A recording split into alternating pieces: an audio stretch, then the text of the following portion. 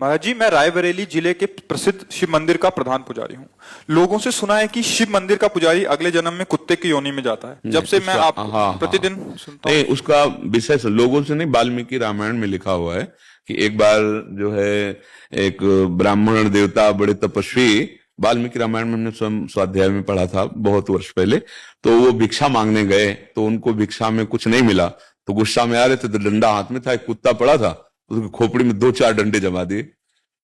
कुत्ते ने भगवान के दरबार में जाकर के कहा, प्रभु मेरी क्या गलती थी, मैं तो श्वान हूं, मार्ग में ही तो पड़ा रहूंगा ना। इन ब्राह्मण देवता ने बिना किसी कारण के मुझे 4-5 डंडे मारे, देखो मेरी खोपड़ी में। भगवान तो सब जीवों की भाषा जानते हैं ना, तो भगवान ने कहा मेरे दरबार में ब्राह्मणों को दंड नहीं दिया जाता, आप ही निश्चय करो कि इनको क्या दंड दें। उनका प्रभु यहाँ का जो बहुत श्रेष्ठ कलिंजर पर्वत है उसमें जो आश्रम है उसका इनको महंत बना दीजिए। बोले तुम तो दंड दे रहे हो या वरदान दे रहे हो? बोले प्रभु मैं पूर्व में महंत ही था, इसीलिए मैं आपको कह रहा हूं कि जब महंत बनेंगे ना और मनमानी आचरण करेंगे और भगवत अर्पित बिना किए जो भगवान के लिए आता है वो खाएंगे तो कुत्ता बनेंगे, तो हमारे जैसा इनको भी पता चलेगा कि श्वान योनि में कितना कष्ट होता है। इसका रहस्य आप समझ पाए? इसका रहस्य ये है कि जो भगवान के अर्पित करने के लिए आता है वो आपसी मंदिर की केवल बात नहीं है, किसी भी मंदिर की बात है। ब्रज के भक्तों में चरित्र आता है।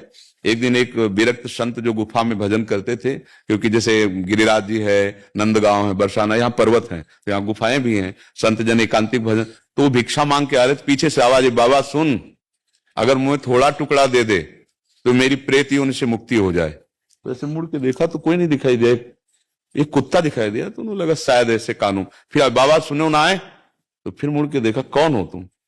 तब बोले ये जो मैं कुत्ता रूप दिखाई दे रहा हूं मैं नंदालय का पुजारी हूं।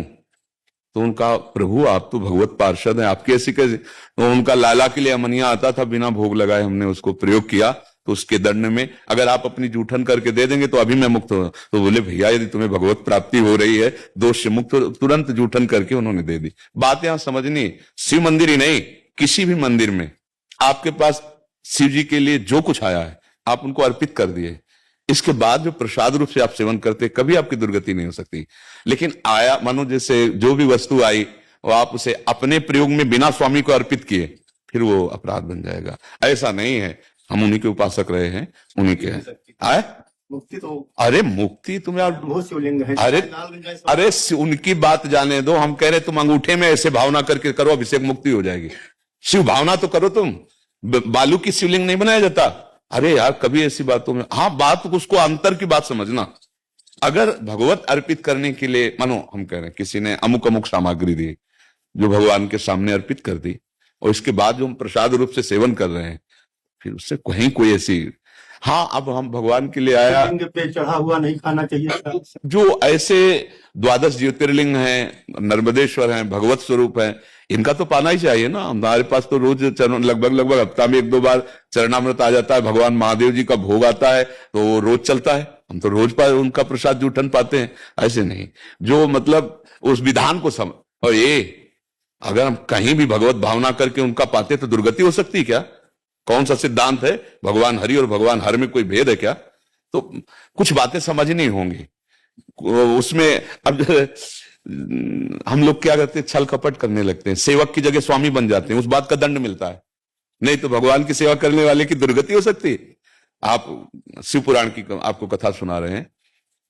एक चोर गया भगवान शिव के मंदिर में, अब वो बेचारे के पास खाने के लिए नहीं था तो सोच रहा था क्या करूं, कैसे करूं। ये शिव पुराण की कथा है।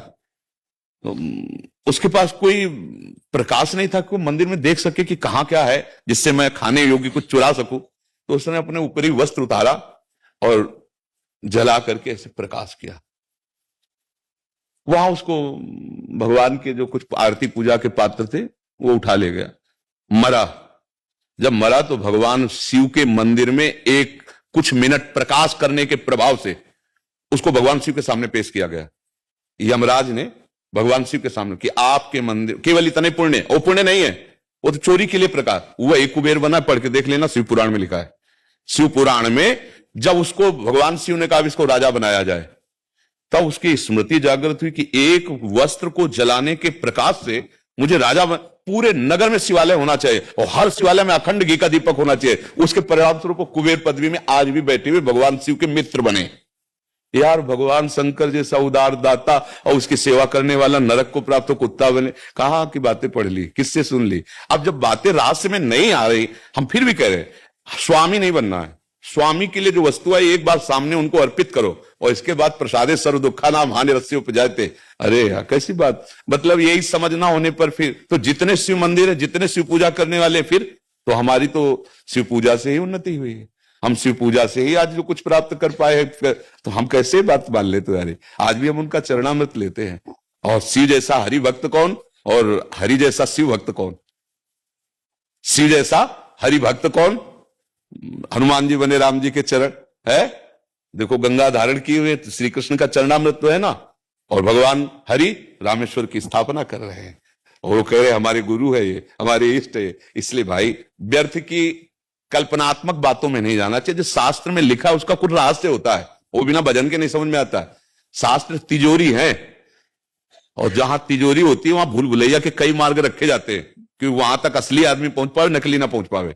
तो शास्त्रों का रहस्य बिना तत्वबोध हुए या भजन किए नहीं समझा जा सकता। उसमें लिखा है उत्तर की तरफ, लेकिन घूम के वहीं से पश्चिम की तरफ जाना है तब वस्तु मिलेगी। अब वो अनुभवी है नहीं तो उत्तर की बात केवल करता रहेगा, पश्चिम को मुड़ने वाली पता ही नहीं। इसलिए कहा जाता है कि बिना गुरु के ज्ञान नहीं होता, बोध नहीं होता। तुम निश्चिंत रहो और भगवान शिव की आराधना करो और सेवक रहो। सेवक है, हम एक बूंद पानी भी उनको अर्पित किए बिना नहीं पी सकते। बस तुम्हारी जय हो जाएगी, कोई पराजय नहीं कर सकता। और जहां हम स्वामी बन जाते हैं प्राय, क्योंकि प्रभु कुछ बोलते तो है लैला, तो लगता है कि अजय आया कि आप ये चढ़ा दीजिए, प्रभु को आप दे दीजिए। बिल्कुल भाई ये अब वो हमारे बाप की वस्तु हो गई, क्योंकि हमारे स्वामी है ना प्रभु। अब उनके चरणों में अब हमारा सेवक अधिकार इन्हीं से चल रहा है, समझ रहे ना। और अगर ये हुआ कि भाई हाँ ठीक है, अब इसका हिसाब तुम्हें देना पड़ेगा, तुम्हारी जेब में गया ना, अब तुम्हें हिसाब देना पड़ेगा। ऐसे हर एक वस्तु, बस ये सावधानी हट गई तो गिर जाओगे, नहीं किसी की ताकत नहीं कि गिरा दे। भागवतिक जीवन निर्वाह के लिए फिर कोई परेशानी नहीं, भगवद अर्पित जीवन ऐसा। फिर तो देखो आप धामों में देखो ना। अच्छा आप तो कहीं किसी एक पवित्र जगह का नाम ले रहे हैं, हम तो काशी की बात कर रहे हैं जहां घर घर शिवालय है। घर घर शिवालय है, बिना उनके भोग लगे, बिना उनका प्रसाद पाए कोई जी नहीं सकता काशी में। जैसे यहाँ कहीं भी भोग लगाओ जय जय श्री राधे बोलना पड़ेगा, महारानी जी का धाम है, ऐसे काशी भगवान शिव का घर है।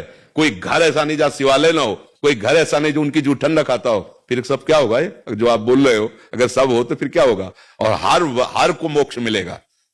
काशी नाथ का जो सेवक है वो मुक्तिदाता है, ऐसा खिलवाड़ नहीं है। और ऑर्डर डाले यार, एक चुल्लू जल में बिक जाने वाले महादेव जी है, उनके सेवक को भय हो कि हमारी मुक्ति होगी कि नहीं, क्या होगा कि नहीं, ऐसा नहीं सोचते।